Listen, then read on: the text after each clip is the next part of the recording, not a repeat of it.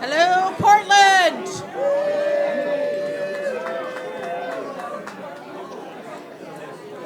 All right, is this all good? Everybody get your drinks up.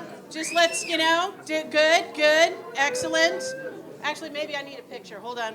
Would you hold that for a second? There we go. Renee and I have been working on a new website, and we're like, we need pictures of this community. Okay, so everybody raise your glass. Okay, that's awesome. You're recorded. First of all, who is yet to get a raffle ticket? Who doesn't have a raffle ticket? Okay, Renee, here you can trot those around. Excellent. Okay, the raffle is for an amazing offer from our Music Month and Echo Fund sponsor, A.to.Z Media, worth $300 of credit towards merch, which everybody needs and we'll be talking about. Woohoo! We'll be drawing for that after the panel. So, follow the woman in the stripy shirt. Tackle her. You can find it. It'll be fun. So I am Mara McLaughlin. I'm Executive Director of MusicPortland. And I want to take a minute, because a lot of times y'all see me. But you need to understand that MusicPortland is a movement. Not only is it all y'all, it is some very dedicated people that have contributed a lot of time and energy to this project. I'd like to introduce Kate O'Brien, who's our board president. There we go. And everybody on the Music Policy Council, raise your hand. They're just doing unbelievable work. You should all know Renee, who is like the Energizer Bunny here, making shit happen. I'm sure.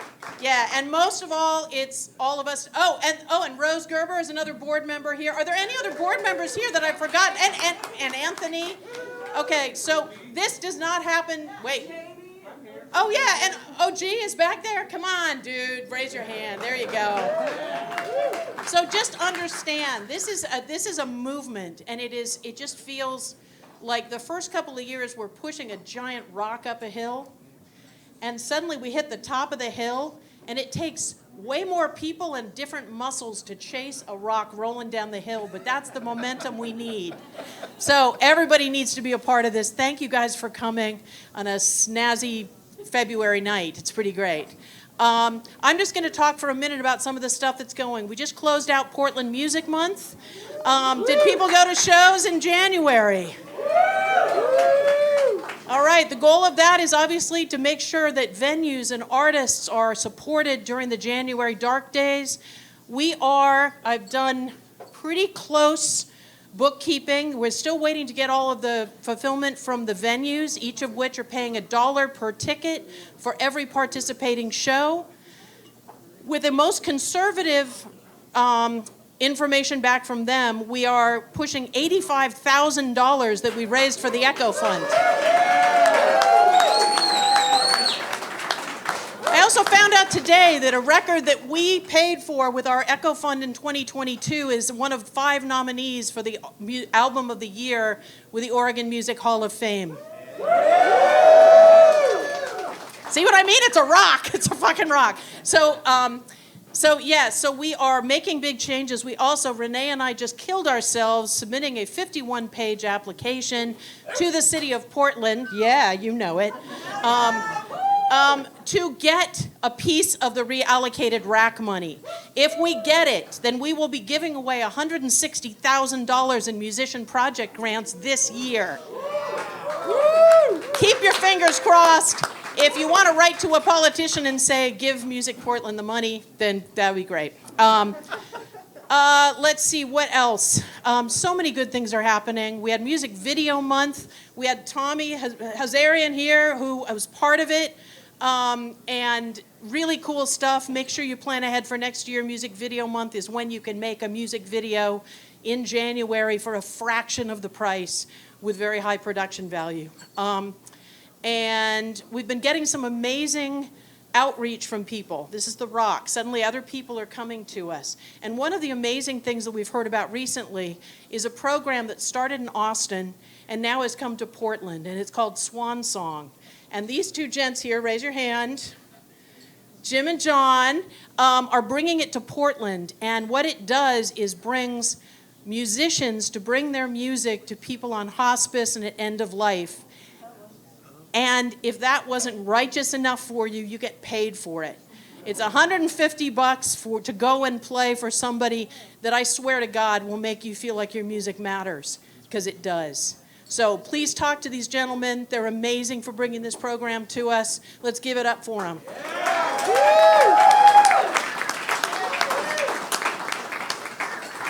And I'm going to stop talking because we have an amazing night of information, and clearly people are ready for it. So I'm going to pass it over to Renee, and then you are going to get wowed by this whole crew. Love ya. Hi, everyone. I just want to say, so Mara talked about Portland Music Month, and obviously it was very successful, even despite the ice and stuff. And one of our sponsors for Portland Music Month is A.to.Z Media, who is here tonight. And if you walked in the door, yeah, you saw Casey. Go ahead, yeah. Casey should have given you a raffle ticket. I think we talked about that. And a 10% off coupon to their services. So, and we are going to be raffling off a $300 voucher for any of their vinyl or merch or CDs and stuff. Bespoke manufacturing is what they are. So anyway, I couldn't let this go on without you guys knowing about all the events we have. We have tons of events, and we have 3 now regular events. First Mondays are one of them. Number 2, studio production meetups. So that's hosted by Adam Gonzalez from Telegraph Mastering, and I wanted to tell you the dates of those. So Tuesday, February 20th is the next one from 7:30 to 9 at Sweet Hereafter. Monday, February 26th, we now have legal office hours for our members. So if you're a paying member, you can come and talk to an attorney for 2 hours with anyone who shows up. Can do that at Artichoke Music. A music attorney will be there. Rational Unicorn Legal Services. So that is why you want to be a member. Okay? Yes. Not only that, we just got an accountant to be on a Zoom. We haven't scheduled it yet, but before the end of March, we're going to have an accounting hours as well over Zoom. So again, members only, please be a member. It's only $25 a year for working musicians, and we have very low rates for businesses and tiers up. So come talk to me and Mara about that. So a couple other things. Next First Monday is going to be Festival Bests.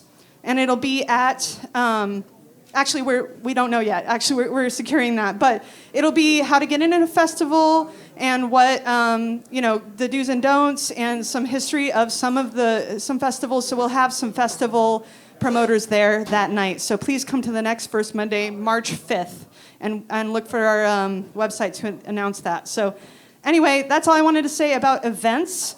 Thank you so much. I want to go ahead and introduce our panel tonight. Our moderator tonight is Rachel Sandstrom Morrison. She is an independent PR consultant, but she also was the Portland Music Month media manager and creative director. Yes. So, and she freaking rocked it. So, along with that, we have Sarah. Sarah Robertson from A.to.Z Media. She is the founder of A.to.Z Media and CEO. And she's in here all the way from New York. So we have Rob Jones. He is the founder of Jealous Butcher Records and the VP of Label Operations at Kill Rock Stars. So, and finally, if we want to get OG up here, DJ OG1 is the founder of Leadertainment and also the official DJ of the Portland Trailblazers. So I'm going to hand it over to Rachel. Thanks, y'all. Sarah, nice to meet you. All right, awesome. So we are here to talk about branding, right? So we'll discuss together as a group all that branding is, where it starts, how to begin, and how to really put it into practice in a way that makes sense for you and everything that you're doing. It's a lot, right? Like when you think of a brand, it's everything. It's a big deal. So we're going to talk through all that goes into it. We'll share some success stories, and we'll talk about all that. So we'll start with some intros. I'll kick us off, and then I'll kick it over to Sarah. We'll go that direction. So as Renee mentioned, I'm Rachel Sandstrom Morrison. I've been working in PR and marketing, across multiple industries for a while, everything from food and beverage to tech to nuclear fusion, and then now Portland Music Month. So a bit of a all over the place background. So I'll start with an example in just a little bit of some of kind of the universal concepts that we start with that can then be put into practice and what that can look like. Sarah, go ahead. Oh, goodness. Hi, everybody. I'm Sarah. I think for me, when we're talking about branding in the space that we are in, which is, for the purposes of this evening, is very much the merch and the physical manufacturing. And I think as the music industry has changed, your merch table has morphed into something very different than what it used to be. So when I think about branding, it touches a couple of different things. I think we see a lot of branding coming from labels that are coming to us that are looking specifically to support the overall feel of the label. And so they're doing that through a multiple of avenues. We have the branding of a specific release.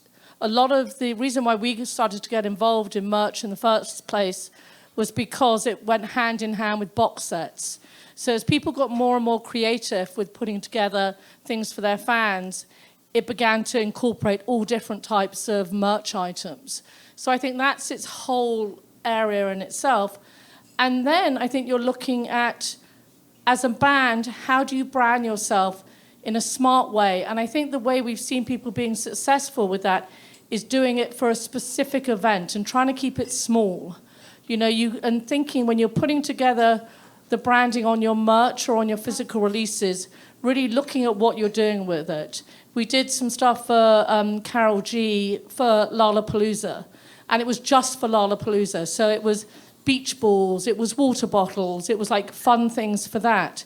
Obviously, she has a gazillion different lines in her merch, but it was very successful because she wasn't just doing festival merch. She did something sort of thoughtful. So I think that that's something that is successful.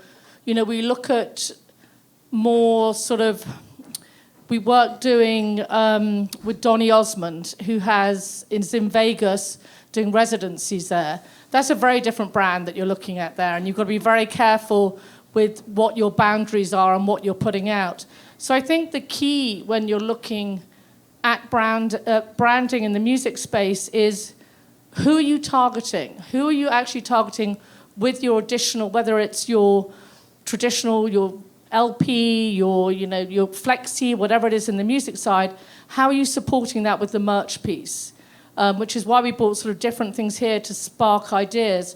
Because I think often the creativity is lost in merch a little bit. People spend so much time and effort into putting together their release that it's an afterthought. And I think that's where there can be a lot of learning around that subject, is how to really connect your brand, your band with the fan. And I think there are some very simple, I think we're going to talk later about some simple ways to do that.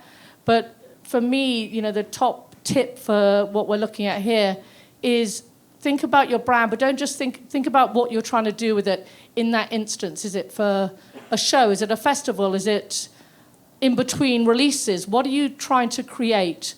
And it should all be, flow together. So that's sort of my little introduction there. Shall I hand it to Rob? Yes, please. Thank you. And now to the lovely Rob Jones. Thank you, Sarah Robertson. So I do Jealous Butcher Records, which is my label, and I've been doing that since 1991. And I also work for Kill Rock Stars, who has also been a label since 1991. And when I think about branding, I'm coming from a more, I guess, punk rock background, for lack of a better term, or indie background. And it's been a really interesting journey kind of branding was the antithesis. I can't think of quite the right word, but like the idea of branding is not something that you think about when you're in a punk rock band or working with punk rock bands, because you don't like to think about it and they don't want to hear that word. And so it's been a really interesting journey over the last 30 plus years, kind of like coming to terms with that, figuring out like, oh, branding's not a bad idea. Oh, having a cohesive like thought around the release that you're making or the plan that you're making or the tour or all of that, has been it's been interesting to like come to terms with that and to figure out ways to talk to bands that are, maybe they've been on the same journey you have and they've been around for a long time, or maybe they're just starting out and they're like, what are you talking about, branding? And then like learning to communicate with different people about it and figure out how to like bring people on board with that. And that's where I'm going to stop and hand it over. Thank you. Well, my approach to branding really, especially for the work that me and my business partner do with Leadertainment, really centers around the branding of the individuals, not the service that they're delivering or the product that they're trying to sell, but really kind of going to the core of who you are. What is your brand personally? Because whatever that brand is personally, whatever you develop in terms of product or merch should be the extension of that. That way you don't have to sell it because you show up as who you are.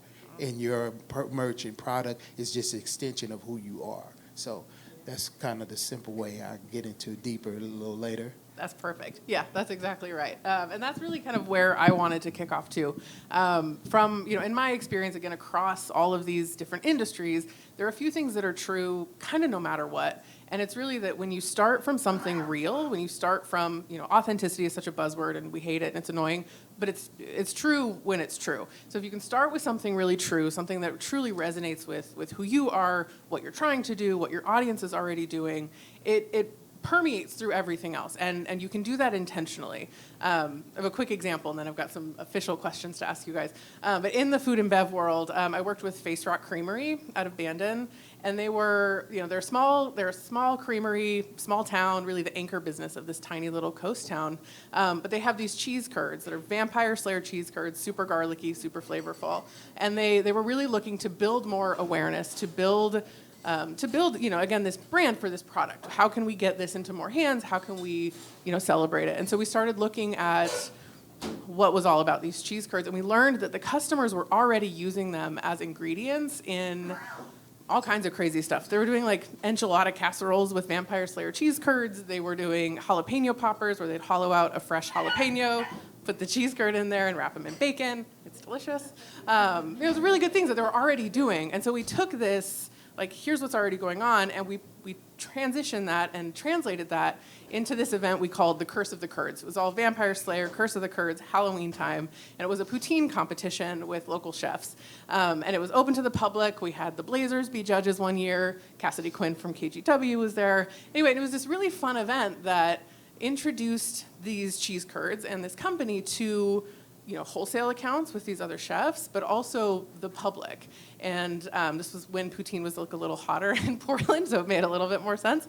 But it was really fun. And it was something that we were able to do. The event was really fun. It worked really well. People really liked it. And a lot of that is because we had already established, within this company, it was already established that these cheese curds are an ingredient.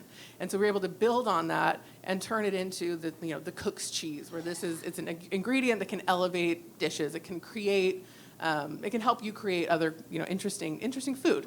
And so we built on that and developed a media strategy and, we developed a media strategy and pitched these poutine recipes and other recipes that customers had created and earned all kinds of media coverage in local, Portland, and national publications. And it helped solidify, again, the product and the company as this cook's cheese, which is really, it was really important to them, and it was something they needed to do to differentiate themselves from the other bigger Oregon cheese company. And anyway, it was really great, and it was really fun, and it was fun for everybody who was involved. And it's a good example of how when you start with something that's already happening, that's already real, that the audience is already connected to, you can put on an event or participate in an event that just furthers that either mission or idea or perspective, which is, anyway, so it's a pretty universal concept, right? You can apply that to all kinds of other things. And so the question for you guys, I think it's for all of you if you have something, but you don't have to respond, is, we're talking about authenticity and putting that into practice. What does that really look like? What does that look like for you? And do you have an example of either someone that you've worked with directly or someone that you see in the world that's doing that really effectively? I'll go. Yeah, we'll start with Sarah. Again, I think authenticity is something that everybody says and is, trying to do. I think that people can see it from a million miles away when you're just trying to put together, a merch piece just to sell it, to make money. And so when you're talking about authentic, it has to speak to not just carrying the brand, but if you're fun and that's what you want to connect with your fans, then do something that they may want. I just laughed when your dog was barking. If that's what it is, make cute little things for dogs, make frisbees. Engage in where you think your fans are. I think that's where merch is very successful, is where you engage where your fans are, because then they're going to buy it because they want to be. You all like the same thing. I think that's when it works very successfully. We did one of the favorite things that I did was that we did Yellow Tango do a Hanukkah show in New York every year. And one year they did light up yo-yos. And I was like, that's brilliant. It wasn't, a crazy expensive merch piece, but it was super fun and kind of went with the whole thing. And I think you don't have to spend a ton of money or do anything crazy. You can come up with simple, ideas that just touch the people where they are. And I think that's where we see that happening. You can do a simple pin set. You can do something. It's all about reaching out and touching the people where they are, I think, is where you see success.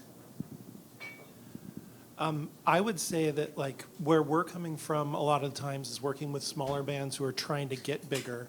And so it's figure out who your audience is now and figure out what you can do that doesn't break your bank.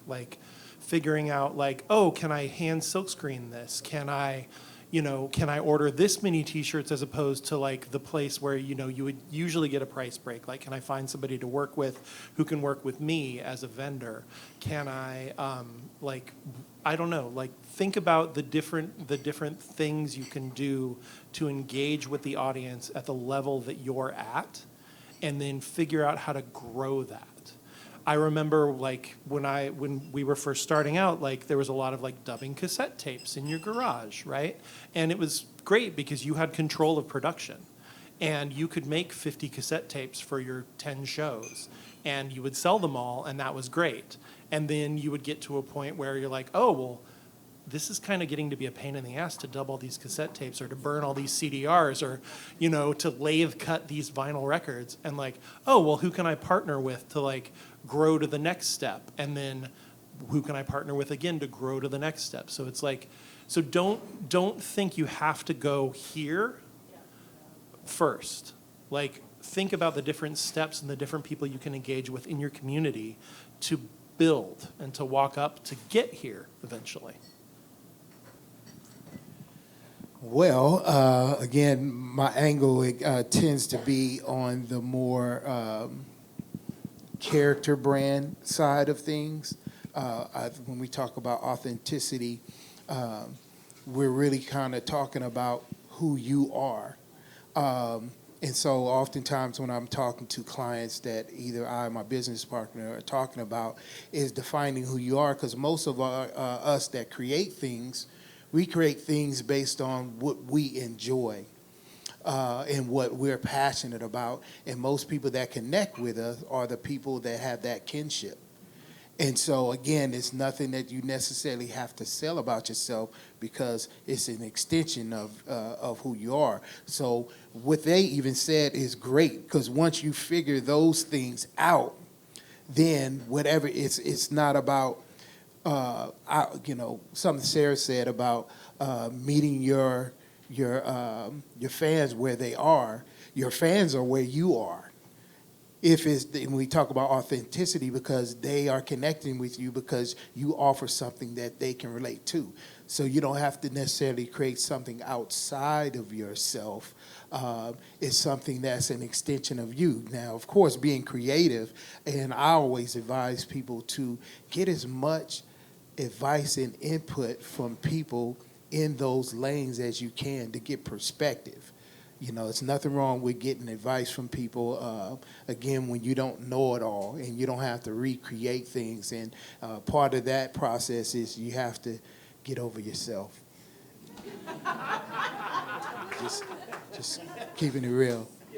Yeah, that's a big first step. And actually, the next question is still for you, OG. I didn't do it. It's all Mira's fault. You're on the hook.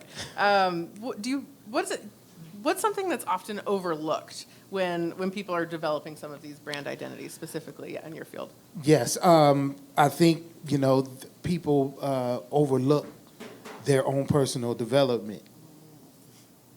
Period. I think, oftentimes, particularly as creatives, I know I've been guilty of it in early parts of my career. You get so passionate about your creativity and your talent that sometimes your character brand doesn't always align with your talent.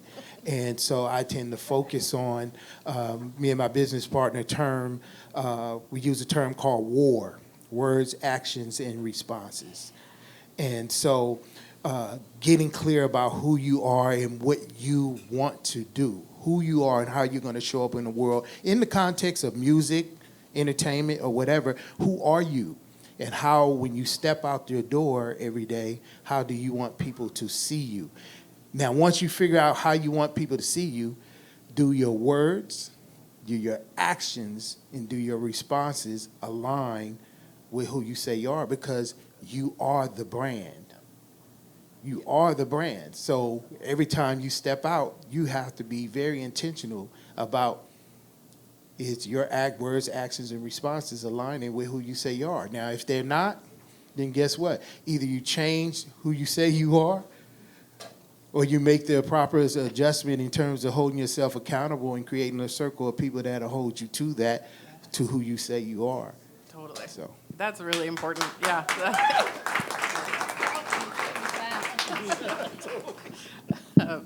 Do you have an example, just building on that real quick, then I do have more for you guys, I promise.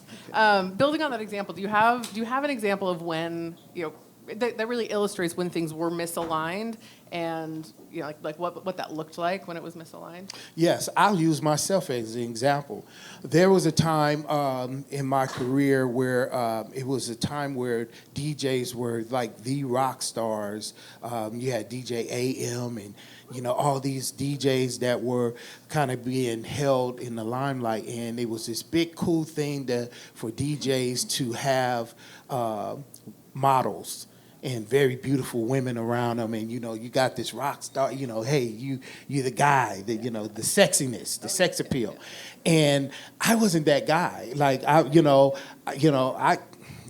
good, I'm great at what I was doing, but I never marketed myself like that. And I was approached and said, hey, you need to that other cool factor. You're known as the guy that's in the community and you're doing all this stuff, but now you want to go to these next levels. You got to be in pictures with models and this and this. And I remember I showed up to a photo shoot, and it's very beautiful women, really cool, doing their job, and I'm posing, but I was so uncomfortable. I was so uncomfortable, not because of them, it was because it was contradicting the brand that I said or who I said I was. And so, and it wasn't that the models were doing anything wrong, it wasn't anything really explicit or anything like that. It just didn't align with my brand. So I had to make a decision, because that decision was going to cost me some opportunities to make money and to advance in a certain lane. And so I decided that's not me. That's not me. I'm going to go another route. And so again, it's again knowing who you are, and you have to make sure that you stick with that no matter. I mean, what works for another DJ and him having models and great, I'm like, great. If that's their brand, but that wasn't my brand. And I think, again, the temptation for creatives to kind of get nervous and anxious, like, okay, I'm not doing what they are doing. Well, no, that's their brand. So if your brand doesn't align with that, don't feel the pressure. Be patient with the process and stick with what works for you.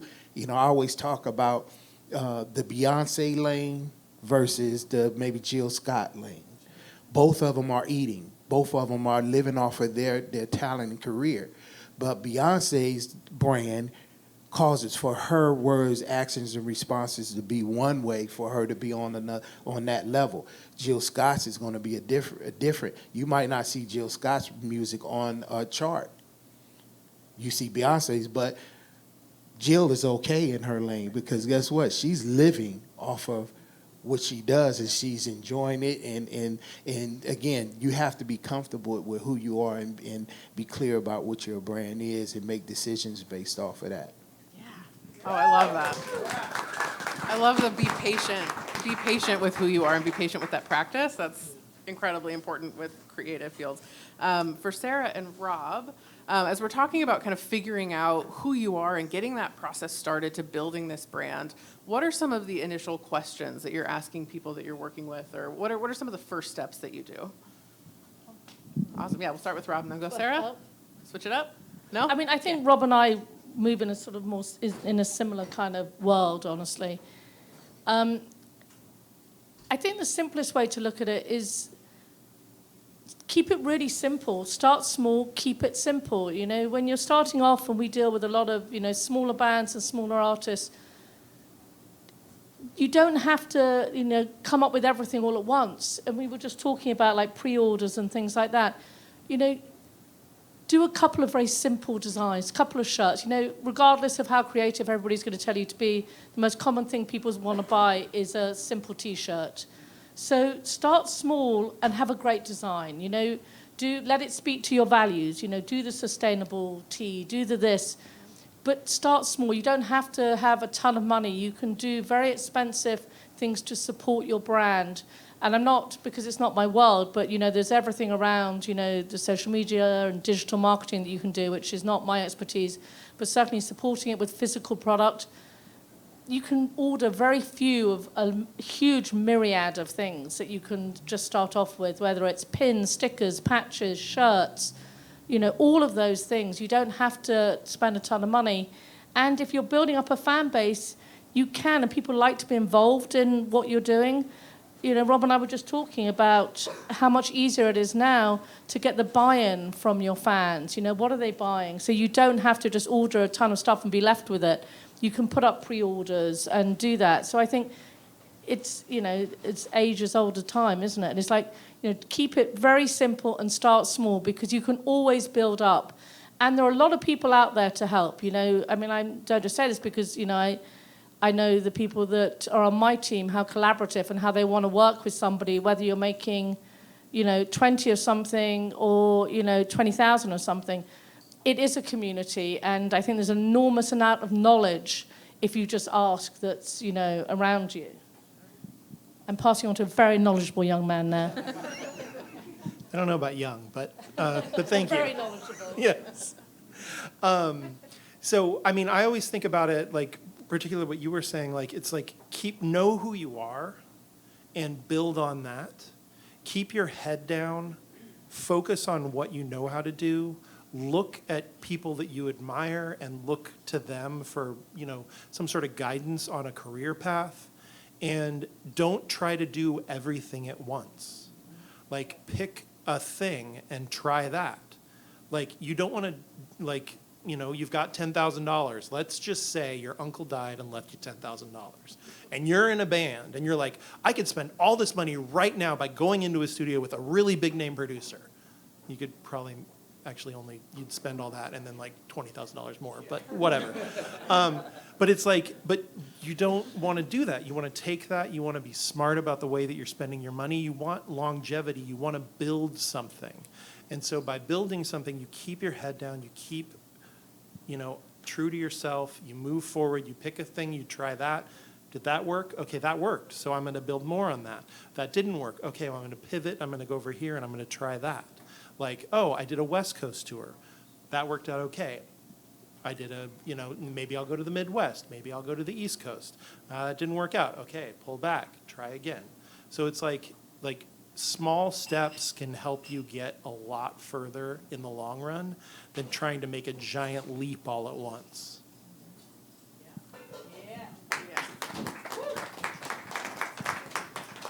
Another part of kind of extended from what both of them have said is that I think it kind of go back to the other question in terms of what do you think people overlook? I think oftentimes creatives overlook the resources that they have right around them. And again, going back to, I'll kind of keep saying it again, as a part of branding, is, again, if you're clear about who you are and how you want to show up, then start looking at your circles and people that you are connected with, and you wouldn't believe how many people believe in you that you might not know that they believe and want to support you because you're not clear about what you want. And so you don't know how to ask them for the help that you need. I don't know it all, but guess what? I know in my network of people that I have friendships with that someone knows how to do something that I don't know how to do. And so that's what we coined in Leadertainment as relational currency, relationship currency. So part of that building that relationship currency is that you have to invest in people. You have to build those relationships around you. So when you ask, hey, I can't be on stage and be at the front door, or I have no idea how to design something for a T-shirt, but my friend is a great artist and they believe in me and I'm going to ask instead of, well, I don't have no money to pay them right now, But you never know. If you ask that person, they might say, no, I'm not going to do it for free. Or they might say, oh, no, I got you. So, again, it's a part of getting over yourself and being okay with asking people for help that you might not know that are standing by and they don't know what to do because you never asked them. So take advantage of that. Yeah. I want to tack onto that real quick. Learn how to ask people for help. That's brilliant. Learn how to accept that help and not take advantage of it. Learn how to accept somebody saying no and not be offended by it, right? So all of that stuff is really critical because we all work within a musical community, be that musical community like this room or this city or this country or this world. Like, we know a ton of people and you have so many avenues available to you on a creative, on a production, on a marketing, on all of that. You have so many avenues available to you, but learn how to communicate with the people in your community. Like, that's really, really important. Like, particularly for artists who, the whole focus of what we're doing is on ourselves, right? We're expressing ourselves, and we're doing it because we need to, because we want to, maybe because we think it's going to make us some money. But all of that is about communicating with other people. And so that's just a really important thing to learn how to do is communicate. And I'll give a quick example of reaching out to people. So as you guys see, I have this sweatsuit on and it's branded with Leadertainment. I had no idea about merch. I know merch was cool, and I know I've DJed tons of events and gone to concerts and see people selling merch, and I know it's profitable, but I had no clue about, where do I start? Where's the approach, And so, again, I had to ask, and I started, interesting enough, I started with my son, who is an artist, and I was like, hey, son, would you draw your dad up, some logos or whatever, And he's like, well, I thought you never asked, Dad, So, again, something that you wouldn't have thought of, I ain't going to mess, he ain't going to do that. But him making the decision to do that, and there was a local apparel company, a guy that I've known for a while, very successful in his clothing brand.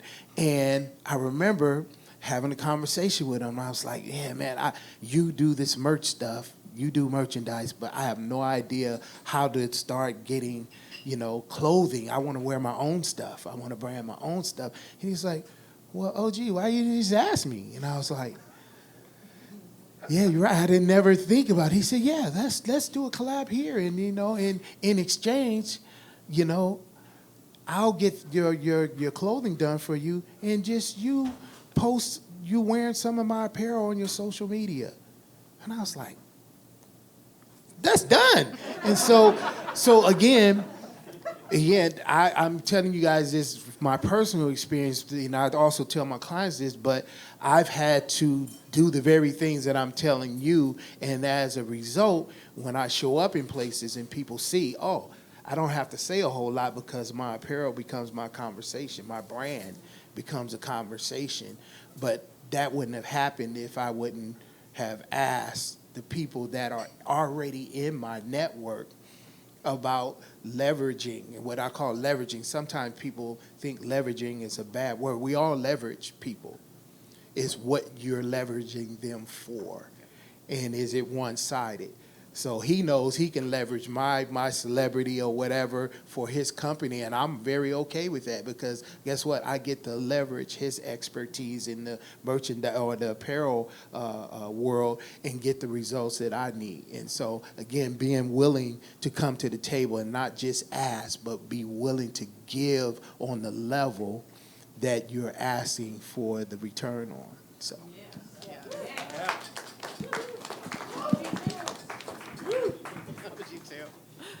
Oh, that's incredible. As we're talking about, kind of building that community and building these partnerships, Sarah, and I think all of you, but Sarah, I think to start, can you talk a little more about how strategic partnerships and how some of these relationships can further the story and further tell the story of this brand, and what kind of strategic partnerships can help work really well for people? I'm not sure, certainly from where I'm looking at it, it's necessarily partnerships. I think what we've seen with a lot of people that we work with is the journey that they go on throughout. And I think what's interesting is seeing where that takes them. I mean, I'm just going to, kind of use Rob a little bit because he's here. But I think one of the things that I think is interesting with Kill Rock Stars and what you guys did is that you went into so many different spaces, working on books, working, obviously on, traditional releases. And I think that's where we've seen people do interesting things, where they've taken, whether it's an artist or even a label, and told the stories in many different ways and how they communicate that. And I think that's a very, clever way to do it, because it also continues the connection. Because if you're an artist or you're a band, you're not going to be putting out a record, every month. You're spacing it out. So you need to fill in those gaps. And I think doing that in a way where you keep everybody engaged is where we've seen people be very successful, whether that's with books, whether it's with, specific merch items that all, touch back with the story they're trying to tell. And I just have one thing. I know it's kind of cheesy, but it's all very inspirational listening to what you've got to say. And I've been in America 30 years this year. And I have to tell you, I would never have been able to build a company in England, because I can't tell you the thing that blew me away about setting up a business here was when I first moved here, and I knew nobody when I moved here, that so many people I met, and this was just going down to like clubs in New York and meeting people there, were like, oh, how can I help you? And I couldn't believe it being English. I'm like, oh, no help. I'm not going to ask anybody for help. I'm English. And it changed my life, that whole attitude of people being like, no, my God, I know people in a band, I know people at a label, let me introduce you. And I think the one lesson that has stuck with me over all the years is that when people come and ask you, say yes, because it's easy to forget, all that help when you're like, not, don't know what's going on. But I think it's a very special, the community in the music industry, and certainly in my experience, pretty much in New York and in Portland, blows me away all the time with how caring and collaborative people are. It's really special, and and I worked in the music industry in England. I mean, it's awesome too, but a little bit different. But the celebration of each other, I think, is something that is really distinctly American, honestly. So.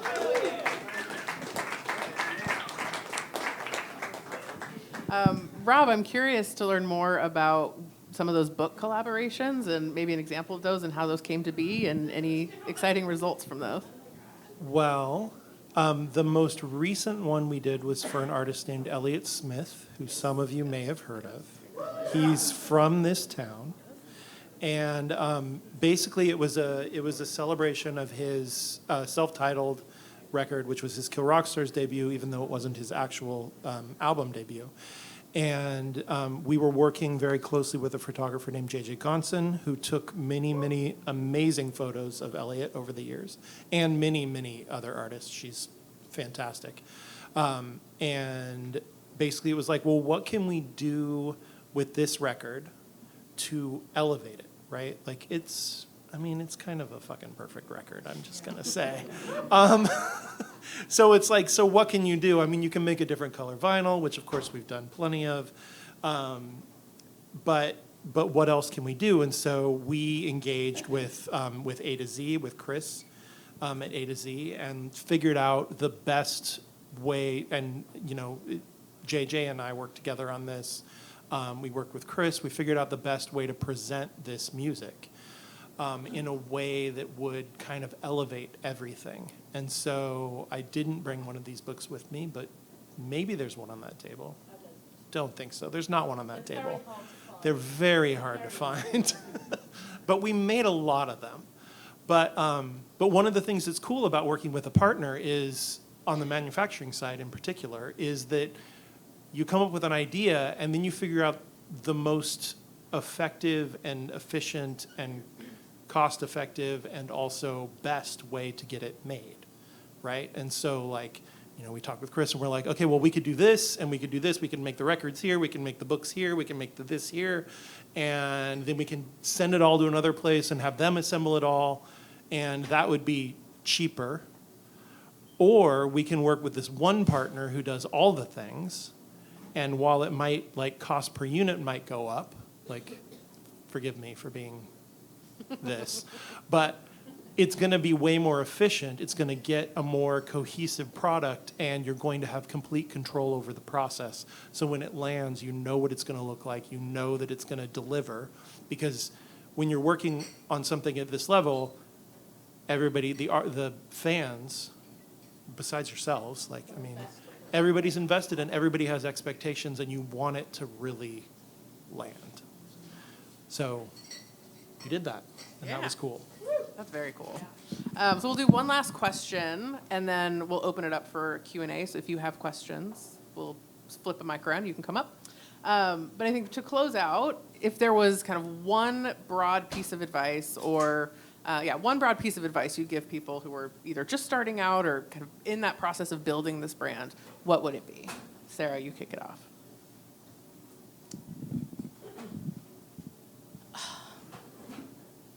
I mean, it's so tricky. I'm not sure if I have the be-all and end-all advice on building a brand, but I do have a good piece of advice about merch. And my advice is that, especially if you're doing D2C stores and you're doing anything, I mean, whether it's a book or a piece of merch or whatever it is, don't forget about shipping. Can I tell you, if I had $1 for every time somebody was like, this is really awesome, I didn't realize it was going to cost so much to ship, and I pre-sold it at this price. So my one thing, a piece of advice is, know how much something's going to cost to ship, and know what you're going to pack it in as well, because you don't want it to get broken. If you're we've done some fragile things. I think we have we did a piggy bank. We've done, a bunch of other things that can break, ornaments, things like that. Think about that, because those are things that you forget, and then you get really sad when it goes wrong. We did one of the first big fan things when Amanda Palmer did this. I don't know if you know. She did this book. It was giant. It was this big, of all naked pictures of her that her fans had painted, and she made it into a big book. And she sold it. It was one of the quickest things ever to sell on one of the crowdfunding things. And she lost so much money because she never calculated the shipping. And it was a disaster. So that is my piece of advice. That is a great piece of advice. Very actionable. basically what she said. Oh my God, shipping. Totally. Also, when you're going to do a pre-order, make sure that your pre-order is short enough or you're charging enough shipping to deal with whatever rates the USPS decides to adjust things to. So I'm going to just tack that onto the end of what you were saying. So piece of advice, I mean, it just kind of goes back to what we've been talking about. It's like, build your relationships. You know, I mean, don't be afraid to ask for things. Don't be afraid to offer help.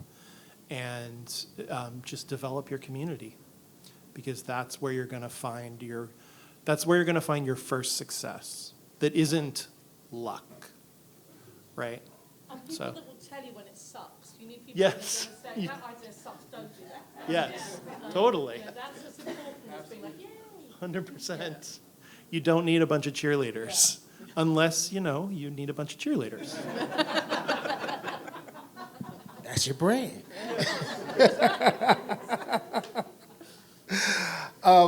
Again, mine is right along aligned with them as well in terms of, don't be a jerk. Like, don't be a jerk, because you never know the person that is, taking the janitor in the venue, that, that person might have influence over tons of people, or might have a influence, in their voice can be the difference between someone booking you for a venue so you can sell your merch, or denying you because it don't matter what your talent is, they just don't want to work with you. So people buy things, my whole concept even about merch, people buy merch because of you. And again, it's an extension of you, whoever you are. So 9 times out of 10, I'm thinking that creatives are thinking about the long game, not the Insta game. So with the long game, people are going to remember you and how you treated them far longer than when your talent is done. They'll remember that more than just your talent. So everywhere you go, from the person at the front door to the person that is actually selling your merch, if they feel good about their relationship with you, guess what they're going to do when they're selling your merch? They're going to give that energy and that vibe off because of, not just because your merch, because they're going to be happy that they're doing it for you. So keep that in mind. Always be grateful and appreciative to the people that support you. So that's my take. That's so good. I'll tack on one little thing and then we'll open it up for questions. From my perspective, when I've been working with companies, again, bigger and smaller, startups, it can be really difficult to figure out what that initial story is, what that truth is, what that core piece that you want to start from is. And for me, just really tactical, it's been very helpful to just start by just writing shit down. What feels good? What sentence feels good? And then kind of start expanding from there. So if you're trying to, I'm just going to stick to cheese because it's what we started with. But if you're trying to sell this cheese company to people, you're trying to build, these connections through food, start writing out what kind of, this creamery is a blah, blah, blah, right? Write some sentences down and then start kind of analyzing what those sentences are, right? What is the tone of that sentence? Is it friendly? Is it very business focused? Is it really high, buttoned up? Is it elevated? Is it fine dining, right? And again, we can translate these concepts into music, but start kind of analyzing the language you're using and use that to make decisions, kind of from that starting point. So you're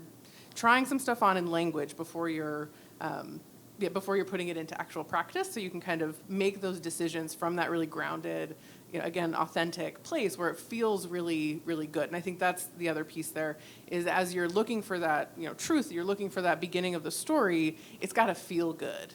And especially as you're just kind of getting started, you don't really know what feels good until you know what feels bad, and you know what feels not true. And you'll just, it's body. You'll feel it in your body, you'll feel it in your heart. And that's as true for cheese as it is for nuclear fusion, as it is for music. It sounds weird, but it's true. And I think that's a really good place to start as you're building that story. And it can be really tricky, and it's a good place to start. I want to add one more thing to that. Realize you don't have to do everything yourself. And if you're not good at something, at one aspect of what you do, it doesn't mean you're not good at what you do. I remember very specifically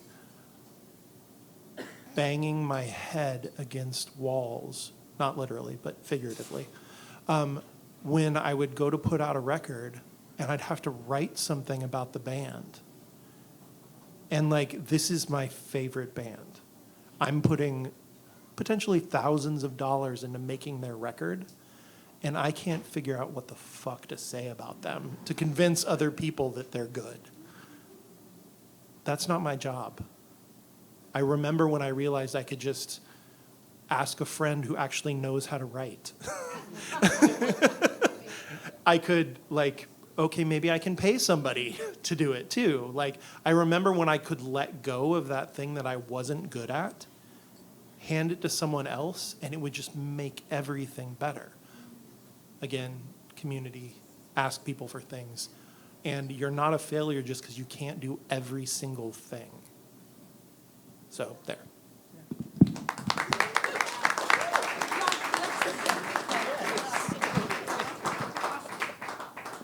I figured I'd help out. Who here might have a question for anybody on the panel? Come on up, yeah.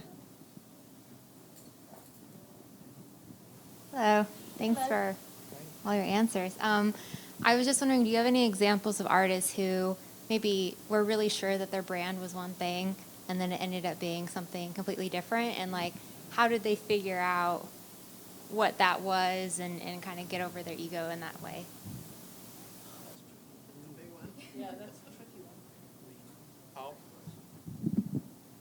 I don't necessarily have firsthand experience with this transition, but going back to the book that we made, there was this guy named Elliott Smith who was in this like alternative rock band called Heat Miser, who were a big deal and got signed to a major label.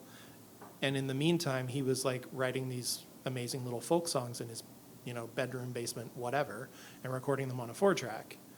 And that's, his career, like once he accepted that and moved forward with that, like his career got way bigger when he let go of this thing that he felt like he should do and moved into this thing that was obviously very like relevant and connected with people. So that's an example. Any other questions? So one of our challenges, Portland Music Month was a really hard thing to describe because it hadn't been done before. So we did the first year and Omicron killed it. And the second year that went pretty well. And we came into our third year and timely way, Rachel said, I want to help. How can I help? And took on the creative director role. We got like 15 times the media exposure because the story was clear. Like being able to articulate something, and she came from cheese and nuclear fusion. But like the truth is there, like figure the shit out and it makes a huge difference. So anyway, thank you, Rachel.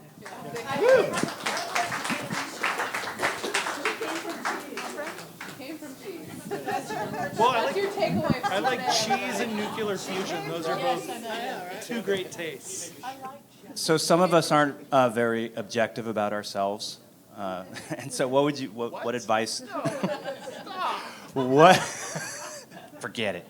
No. What advice would you say if you're asking other people to help you? Whether it's your brand, the words, the content, the genre, any of that kind of stuff that's going to help you develop your brand. How can you know that? I guess it'll resonate, right? If it feels right.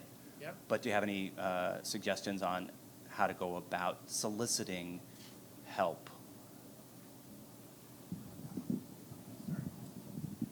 I think it goes back to what we were saying. If I want to know how to be the best gas attendant, I'm not going to go to the coach on the football team and ask, unless it's some kind of play that involves pumping gas.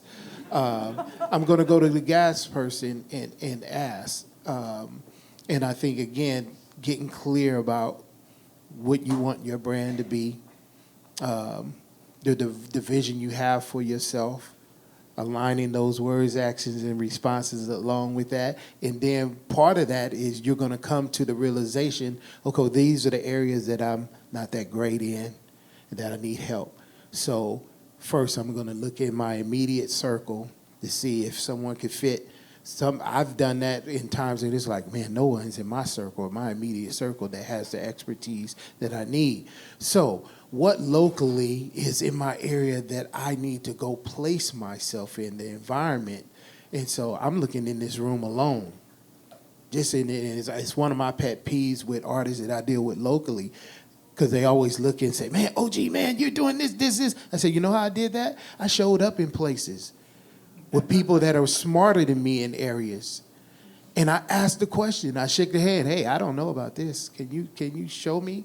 And after I asked them, can you show me and can you educate me on it? I also turned around and said, and now what can I do for you? So again, getting clear and then putting yourself in spaces and places for the resources that have the knowledge and information that you need.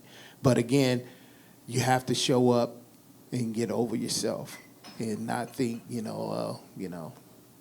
think more highly of yourself than you ought to think. So, Got Rose here? Well, I was just going to ask a question more about that authenticity and brand. I think we do chafe a lot as artists about kind of balancing the hokey brand between an authentic brand, but also there's a lot of songwriters out there, and how do you stand out? If you're an Americana songwriter, there's only so many Americana logos you can have, right? So what do you, for you, can a person exude a brand without a logo? And if they can't, do they have to hire someone to create a logo that is really going to professionally display someone's authenticity, if that makes sense? Well, I have a quick answer to this. I think if you're a musician or you're a band, and maybe this is a little harsh, but if your music, it's your music, you're musicians, you're a band, doesn't really, I realize we're talking about brand, how important it is to build a logo and to do this and sell the merch. You need great music. That's what it is. That's why you're doing it. Come back to why you do this. You're a musician. That's what you're putting out there. If you're only thinking you're going to be successful because you've got a great album art and a great brand, then I think that isn't authentic. So yes, there are lots of in folk and Americana and lots of genres. There are lots of people doing it.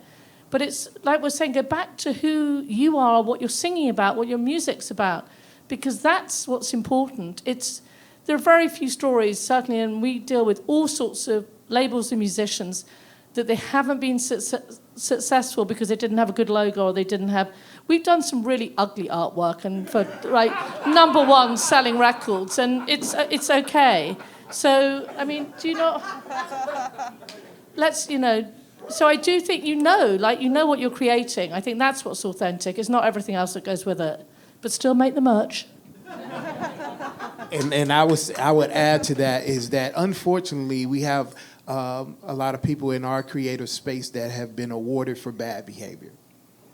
Yes, and so we tend to get distracted by watching, man, how in the world did they do that? Oh, but again, the long game. You got to think of the long game. There are people that will have gimmicks and different things. And the logo, again, the logo should only be an extension of your foundation, which goes back to what are you putting out there? And does it align to you? Because you can take the logo away and people are going to be like, okay, well, what's the substance behind the logo?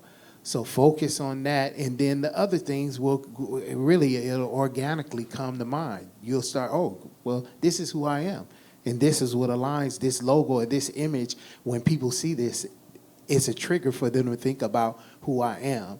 But I'm not going to think, oh, maybe make the dope logo and people going to come running to my merch. And it's like, okay, yeah, that might happen. You might see some people that are like, oh, man, that's cool.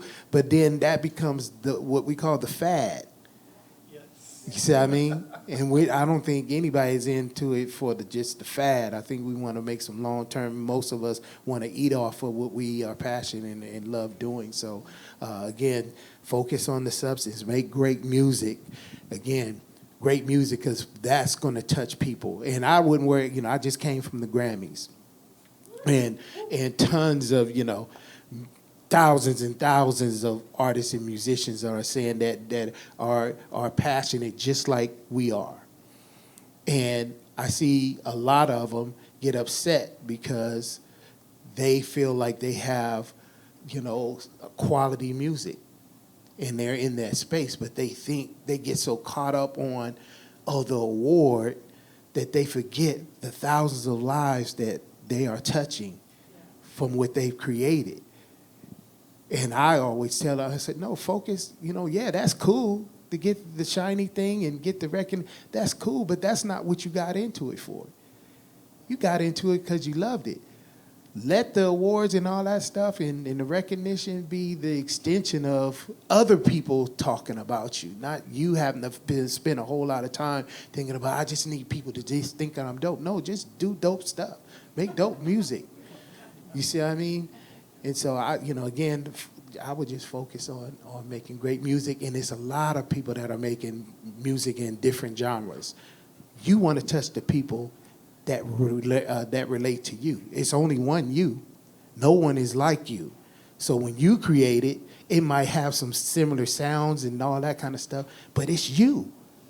You see what I mean? So only focus on the people that it's gonna, whose lives you're gonna touch.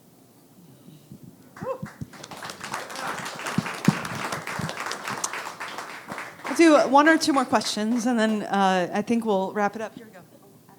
Go ahead. Actually, I have 3 questions. One, what did you say before you said USPS? I didn't hear it. USPS is the United States Postal Service, just so we're all on the same page, because I say things often that are acronymical and don't make sense to the rest of the humans in the world. But I was just talking about shipping pricing. Just make sure that you're setting your shipping pricing correctly and know how much lead time you have between when you're taking the money from somebody versus. Well, that is possible, but the USPS also just likes to change their shipping prices on the regular. And there was a time where we did a pre-order for a record that wasn't going to come out for 4 months because we were like, oh, well, the digital's going to come out now, and we'll pre-order this record, and that's a really great idea, and we'll take the money and da-da-da-da-da. And then when it came time to ship it, everything was like $1 more per unit to ship because they changed the pricing, and that just kind of fucked with our profit. Second question. Yes. What's your name? Your voice sounds like home. Sounds like home? Mm-hmm. You want my government name or my brand name? I'm DJ OG1. DJ OG1. Okay. Third question. How do you get over being butthurt? Like sometimes someone will critique me, or like today at work people are asking me a bunch of questions and they're like, what have you done this or that? And I'm like, and I got really butthurt. How do I get over that? Just get over it.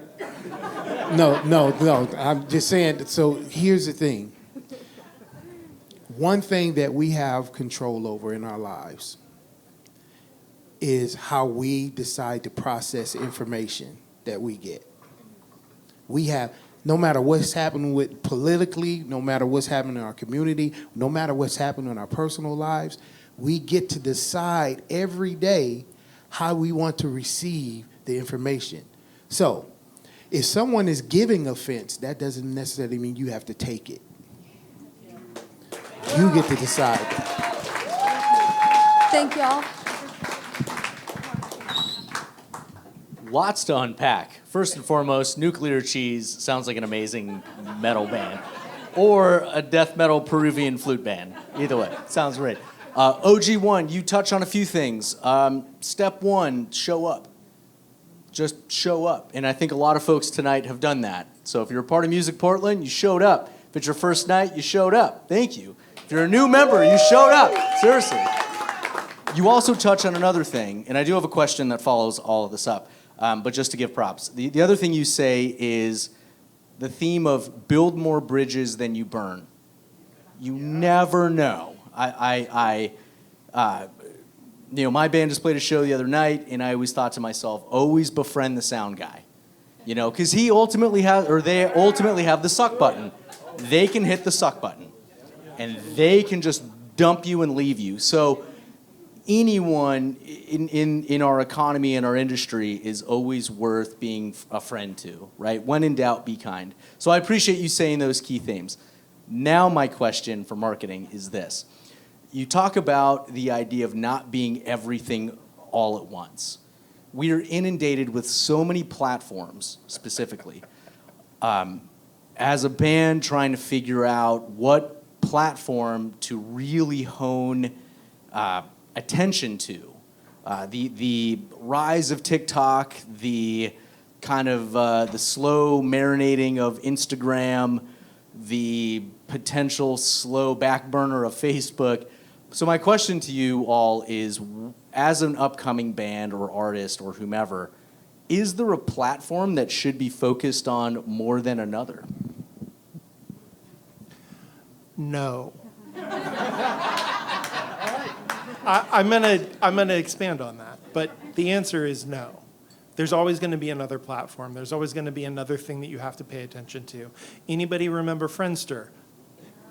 Okay, that's cool. I'm old, but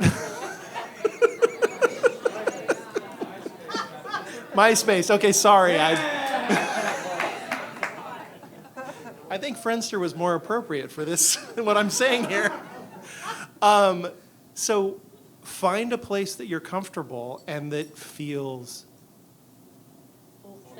Authentic.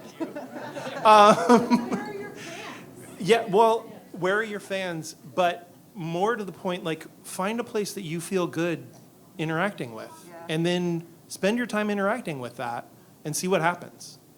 And if maybe you've got somebody else in your band that feels more comfortable interacting with a different platform, maybe have them interact with it. And maybe it's something you have to assign to somebody in the band, but agree to it and then do it and see what happens. But there's never one right way to do anything, and you never know how you're going to connect with people. So just try a bunch of different things and see what feels good, because honestly, at the end of the day, that's what has to work. Is in order to keep doing what we're all doing, we have to feel good about it. It has to be fun first before it can be anything else. And I mean, I like to use the word fun because it's a simple, nice, easy word that we all understand, but like, you have to feel good about what you're doing in order to do more. You can't feel bad about this thing and then try to jump over that to get to the next thing. You have to feel good about this thing, and then you can go on to the next thing. Yeah. I'm going to be a little cynical here. I think that the most important thing and piece of advice when you're talking about that is data. So whatever platform you're on or whatever you're doing, whether it's at a show and you have a sign-up list, whatever it is, try and actually connect directly to your fans. You know, a lot of, the DSPs won't share anything, and a lot of places won't share that information with you. I think Bandcamp do, they will share, won't they, a little bit. But whatever it is, get the data and build up your own list. So you're not reliant on somebody else, putting all your information up there. Start now. Start building up the email list, how you actually go out to your fans. Separate it. Do simple things. Separate it geographically so that when you go on a tour, you reach out to the people that are there to come to the show. Whatever it is, you want to build up your list, because those are the people that are into you, rather than just putting it out there just for eyeballs looking at it.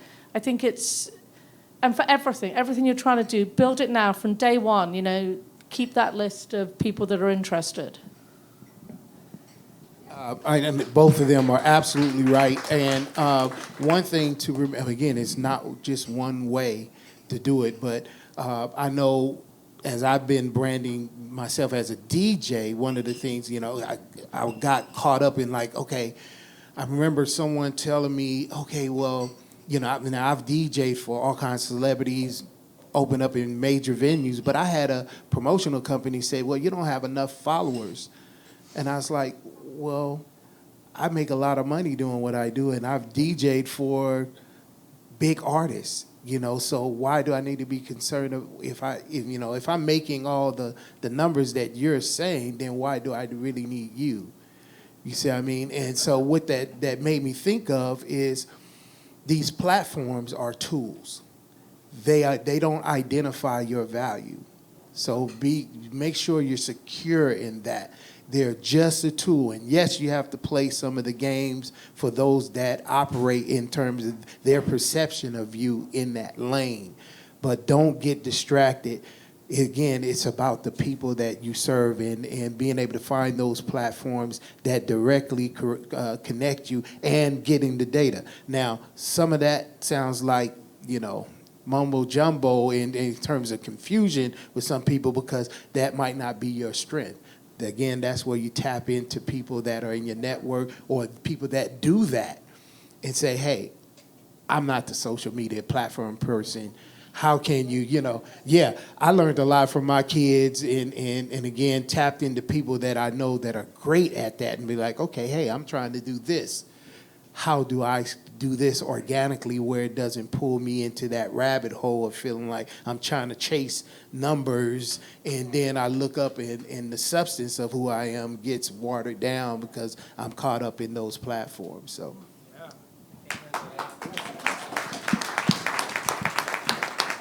I think we okay. We'll do one more question here. Go ahead. So kind of on the same lines, I'm coming from the perspective of a venue, and a lot of the conversation has been around branding for individuals and personal, ideas of what you want to put out there. But from a venue, one of the things I want to establish is a way to gather data and provide that kind of feedback to artists so that they can see what's working, what's not working, and also help us deeper, understand how to market. But just music is so personal, and so much of this advice has been about developing a personal brand. And as a venue, how can you give advice on building a brand that can attract artists and build kind of a space that helps them grow and succeed and also helps us grow and succeed? Well, there's a couple of layers to that. One, as a venue, is creating platforms to bring the type of education and information for those that are seeking it.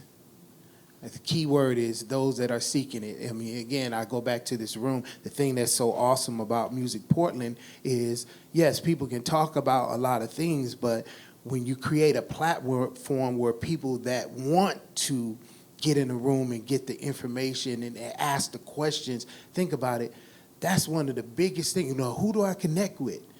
If I don't know this, how do I find out the information? You got to show up. You got to find out and again, get out of your four walls sometime and say, okay, what's out there? What networking mixers are going on with people that I need to connect with? And let me put myself out there in those circles to find out the information. So if you have a venue, just like this is a venue, you create opportunities. And then you bring partners in. If you don't have all the information, guess what? Bring people that know the information, create panels, and say, hey, our doors are open. You want to find out how to do this as an artist, how to build your brand, or how to, approach venues about getting booked and all those things. Music Portland has been a great resource for that, and it's one of the reasons why I backed the organization because of that. Their focus is on how can we build a better music community, both from the creative end as well as the development end of things. So become a Music Portland member if you're not. So. And I would also add that as a venue, a lot of the brand is the experience, and that's both for artists and people who are coming to shows. And I think a good way to kind of figure that out and maybe make it better is you got to kind of be a little bit objective. You got to look at it from other people's perspective. What is it like as people walk in the door? What's the first thing they're seeing? What are they smelling? What are they looking at? What is the vibe? What's it like to order at the bar? What's it like to sit at to be at the stage? What does all that look like and feel like? And then for the artist, right? What is it like for an artist to perform there? What benefits do they get by performing at your venue, right? Do you hype up every artist or just big ones? And these are all just questions you can think of. And the more that you kind of figure that stuff out and then remain consistent with it, the more that will kind of build that same brand and we'll find those people who want to connect in that way. Thank you guys so much. Please give a round of applause to our panelists tonight.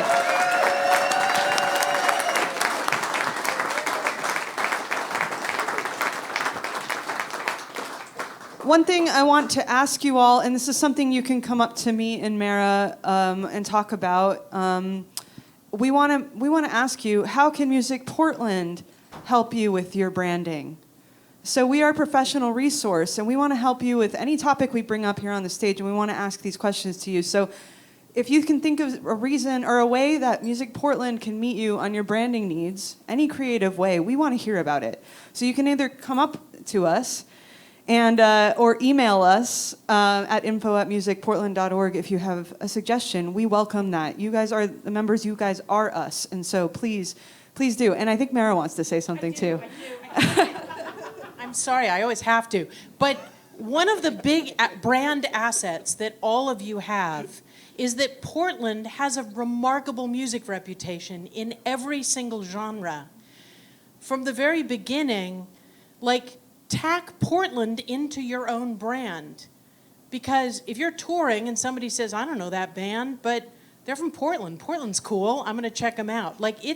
It is an asset that we are creating and have created for ourselves, and these people have created. Use it, and let's all start to lift everybody up, because the more people are out there seeing it, the more it helps everybody. So, we love you guys.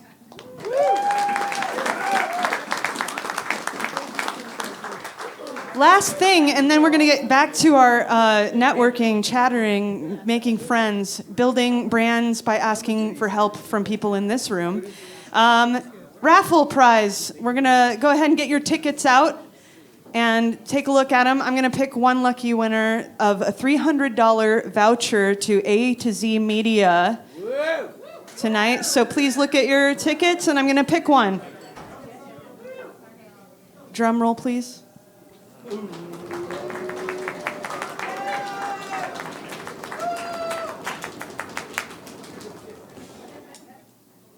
$132. $132. David? All right, we got it. Amazing. You've won. Actually, go to Casey in the back, and she'll have the voucher for you. Thanks, all.